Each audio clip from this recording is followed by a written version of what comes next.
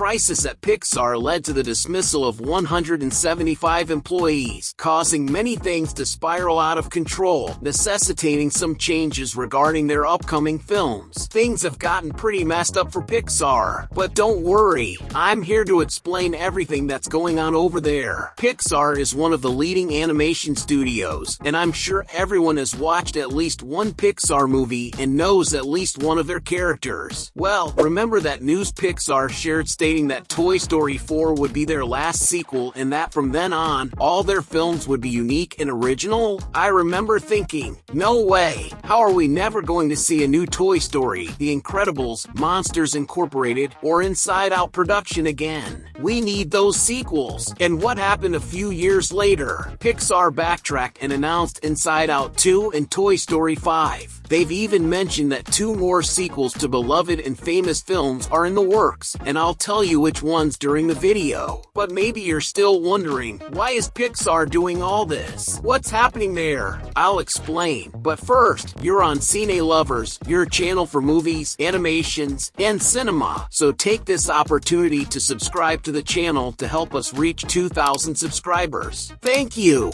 The crisis began at Pixar back when Onward was released. It's the studio's lowest grossing film to date and resulted in a loss, primarily because it premiered in theaters, and the following week, the pandemic hit, causing cinemas to shut down. This crushed Pixar's expectations for the film's success, and it's an amazing movie. I love it. Then, with theaters closed, Pixar had to find a way to keep releasing its films, which led to the creation of Disney Plus, where they released Soul, Luca, and Turning Red. These films had some success, but 2 of them didn't quite please Disney's top executives. I'll get into that in more detail later. The pandemic passed, and Lightyear was released, which most audiences didn't like, leading to disappointing box office returns. While it didn't result in a loss, the profit was far below what Disney and Pixar had anticipated. Pixar had high hopes for a great box office return since it was a film set in the Toy Story universe, but that wasn't the case. When it came to Elemental, the film made a good profit, but it still wasn't on par with what Pixar was used to receiving with its big classics. To give you an idea, Lightyear made a profit of $26 million,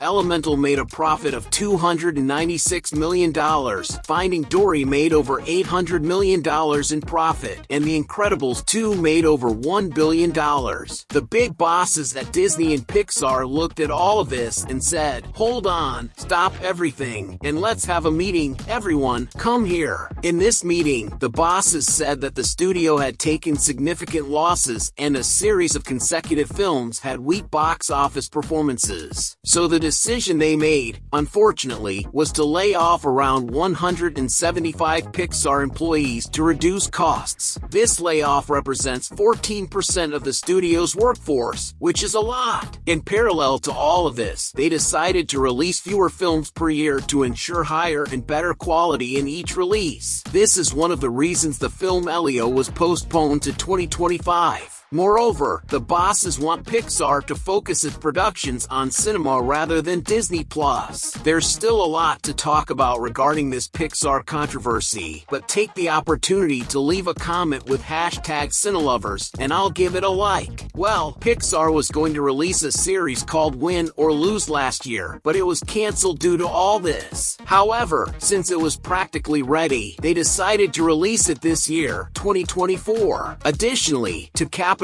on the hype of Inside Out 2, Pixar announced that there would be a series set in the Inside Out universe, which will go to Disney Plus. So, these should be the last Pixar productions for Disney Plus for the time being. Remember I mentioned that the bosses also didn't like 2 of the 3 films that went to Disney Plus? Well, initially, they did like them, but after Elemental premiered and they saw the low profit it generated, another restructuring took place at the studio. Luca, Turning Red, and Elemental are focused on autobiographical stories. Luca is inspired by the life of director Enrico Casarosa, especially his childhood. His best friend is even named Alberto. Turning Red is inspired by the life of director Domici and her mother, also during her childhood. Elemental was inspired by the personal and romantic life of director Peter Sohn and also his relationship with his parents, particularly regarding the theme of immigration. And despite being very good movies, Disney executives don't want this to happen anymore due to the revenue these films generated. If they had made billions in profits, obviously, the higher-ups would have instructed them to continue with these types of stories. In fact, they even went to Pixar to emphasize that the upcoming films should have a more general appeal, something not inspired by a real story, something more fantastical, like the classic films of the studio. Combining this message from the executives, the low profits of recent releases, and their observation that sequels generate revenue and are well received, they realize the value of sequels. Except for Toy Story 4, which divides opinions but still grossed over $1 billion at the box office. So now, Inside Out 2 is being released, which I had the honor of watching at the invitation of Disney and Pixar, and Toy Story 5, which is confirmed for 2026. Honestly, I hope it's a good film because the third one wrapped up the story very well. The fourth wasn't that great, and now I hope the fifth one is better than the last, since Pixar went back on their word, and thankfully they did. Besides Inside Out 2 and Toy Story 5, the strongest candidates for a sequel are The Incredibles 3 and a third film in the Finding Nemo franchise. Well, The Incredibles franchise could go on like Mission Impossible, with 7 or 8 films, because it's about a family of superheroes, and there are many more stories to tell. As for a third Nemo film, it could be fun, but if they keep the title similar, it might become funny and strange. We had Finding Nemo, Finding Dory, so next would be Finding Marlin, or maybe Bruce. With these titles, someone will have to get lost again. And oh, they love getting lost, don't they? But apart from the funny title and the idea of getting lost for the third time, I believe Pixar could make something great. But now, the door is open for many other sequels. Pixar hasn't mentioned anything more besides Nemo and The Incredibles, but it's very likely that Cars 4, Monsters Incorporated 3, and perhaps even Ratatouille 2 could happen, which it definitely deserves. If you're thinking I forgot to mention Zootopia 2, Moana 2, and Frozen 3, I must tell you that these future sequels are from Disney.